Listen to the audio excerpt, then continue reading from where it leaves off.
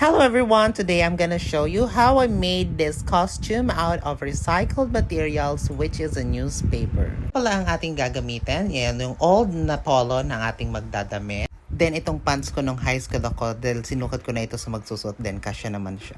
At syempre ang main character ng ating gagawin, ito ay ang Jaryo. At dahil nawawala nga ang ating cutter, naisipan kong ito na lang ang aking gamitin para mas mapadali ang pag-cut ng ating mga Jaryo. So ayan guys, ika-cut lang natin siya into half and then right after that, half ulit, then half ulit.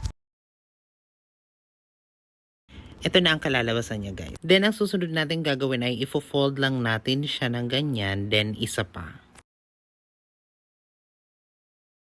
So, kailangan natin guys niya ng napakaraming ganyan kasi yun ang ilalagay natin doon sa damit at sa pants. So, ayan na guys. Ito na yung ating nagawang pinag-fold-fold nating newspaper.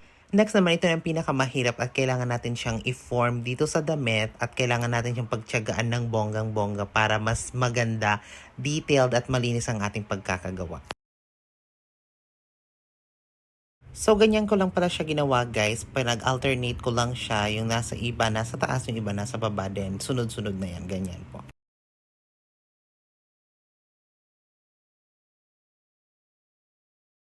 Next, dito naman tayo sa mangga. So, ganun lang din ang gagawin natin guys. Ididikit muna natin siya sa damit. Then, ifo-form na natin siya para isunod-sunod at gawing banig-banig.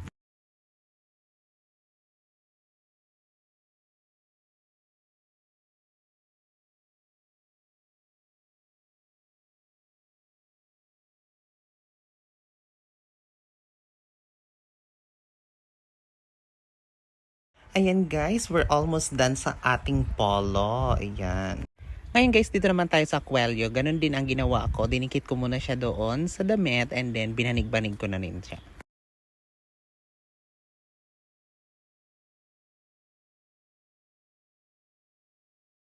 Ngayon dito naman tayo sa pants. Ang ginawa ko lang din, ganon lang din. Dinikit ko muna dito sa baba, then binanig-banig ko. And then, dire-diretso lang ganon.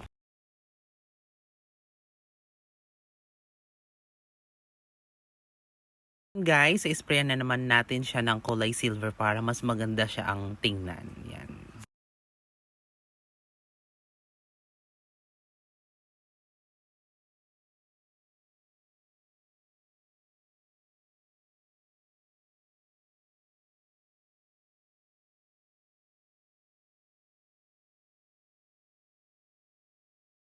Pagkatapos ko nang nakulayan ng ating damit at ang pants, ngayon naman ay gagawa naman tayo ng DIY na cap. So kumuha na ako ng karton, binilong ko na siya, and then sinukat ko na pala yan sa ulo ng maggagamit.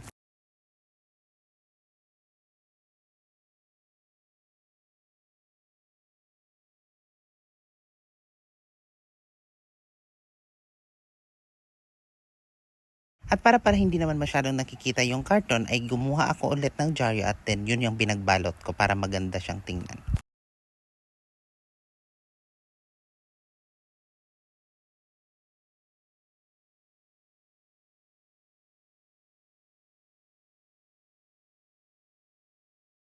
At dahil wala na nga tayong time para mag-video, ay hindi ko na na-videohan ang mga paggawa ko ng mga details doon sa damit na aking ginawa.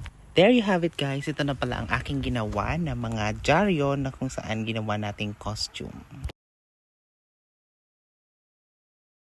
Ayan na siya guys, susuot-suot niya na ang aking ginawa. Ayan, hindi ko na pala na videohan yung pag-awards. By the way, nakakuha pala siya ng award na Best in Production Number at ang Best Eco-Friendly Attire.